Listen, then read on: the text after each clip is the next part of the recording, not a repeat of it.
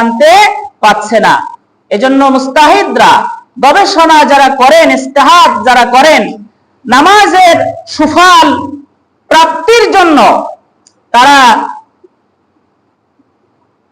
6টি পয়েন্ট নির্ধারণ করেছেন। সেই 6টি বিষয় যদি কোনো নামাজি ফলো করে, নামাজ আদায় করে, তাহলে তার নামাজ সুফল বয়ে আনতে সক্ষম। এবং নবী করিম সাল্লাল্লাহু আলাইহি সাল্লাম বলেন, সাল্লু কামা রাআইতুমুনি উসাল্লি, ও আমার সাহাবারা, তোমরা আমাকে যেভাবে নামাজ আদায় করতে দেখেছো ওইভাবে তোমরা নামাজ আদায় করো। তাহলে আল্লাহ রাসূলের নামাজ আর আমাদের নামাজ যদি একরকম হয়ে যায়, তাহলে কিন্তু ওই নামাজ আমাদেরকে অশ্লীলতা এবং ফাহিশা থেকে মুক্ত রাখতে পারে। তাছাড়া আমরা যে নামাজ আদায় করছি খামখেয়ালি মতো, ইচ্ছা মতো, এই নামাজ আমাদেরকে সুফল বয়ে আনতে পারছে না। আল্লাহ রাব্বুল আলামিন বলছে, লা তাকরাবুস সালাতা ওয়া আনতুম সুকারা, তুমি যখন নেশায় মগ্ন থাকো, তুমি যখন নেশাগ্রস্ত থাকো, তখন তুমি নামাজ আদায় করতে যেও না। কার কথা? আল্লাহর কোরআনের কথা। লা তাকরাবুস সালাত, আল্লাহ রাব্বুল আলামিন এই আয়াতে নেহি ব্যবহার করেছেন আরবি গ্রামারে। নেহি শব্দের অর্থ হলো নিষেধ। লা তাকরাবুস সালাত, নামাজের কাছেও যেও না, ওয়া আনতুম সুকারা, যখন তোমরা নেশাগ্রস্ত থাকো। অর্থাৎ কেউ যদি মদ খায়, মদ খেয়ে নামাজ পড়লে নামাজ আল্লাহর কাছে কবুল হয় না। মদ কি নেশা না? মদ নেশা না? তো মদ খেয়ে নামাজ পড়লে নামাজ হয় না।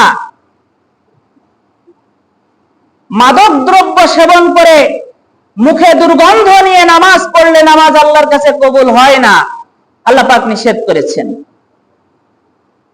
মাদকের সংজ্ঞা হলো ওইটা যে জিনিসের প্রতি মানুষ তীব্র আকাঙ্ক্ষা বোধ করে,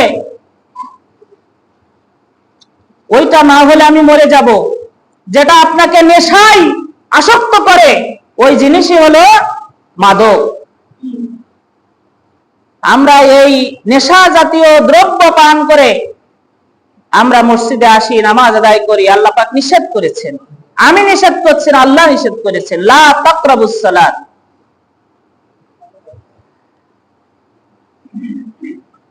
পেঁয়াজ, কাঁচা রসুন আল্লাহর দেয়া একটা ফল। নবী করিম সাল্লাল্লাহু আলাইহি ওয়াসাল্লাম এই হালাল বস্তু থেকেও তিনি বিরত থাকতেন, কারণ তিনি যদি কাঁচা পেঁয়াজ খান তাহলে তার গালে দুর্গন্ধ সৃষ্টি হবে। তাই তিনি নামাজ যখন পড়তে আসবেন এবং সদা সর্বদা ফেরেশতারা আল্লাহ রসুলের কাছে বিরাজমান থাকতো, ফেরেশতারা আল্লাহ রসুলের দুর্গন্ধ, মুখের দুর্গন্ধ পছন্দ করবে না, তাই আল্লাহ রসুল পেঁয়াজ পর্যন্ত খেতেন না, কাঁচা রসুন খেতেন না। একজন মুমিন আল্লাহ রসুলের ওই বিধান, ওই বিষয় সে ফলো করবে। আমরা কি করি? আমরা অনেক ভাই এবং বাবাজিরা আছেন, আপনারা মুখে দুর্গন্ধ সৃষ্টি করেন। আমরা বিড়ি খাই, বিড়ি আপনি খান, যদি ইসলাম আপনাকে খাওয়ার অনুমতি দেয় আপনি খান, আমি নিষেধ করছি না, কিন্তু আপনি জেনে নেবেন যে আপনি বিড়ি খেয়ে নামাজ পড়তে আসলেন, আল্লাহর এই বিধান আপনি পালন করছেন কিনা।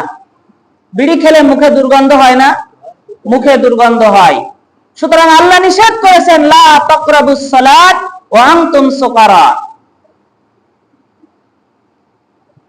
বাংলাদেশে যত আলেম আছে আপনি দেখাতে পারবেন একজন আলেম বিড়ি খায়? একজন হাফেজ বিড়ি খায়? কেন খায় না?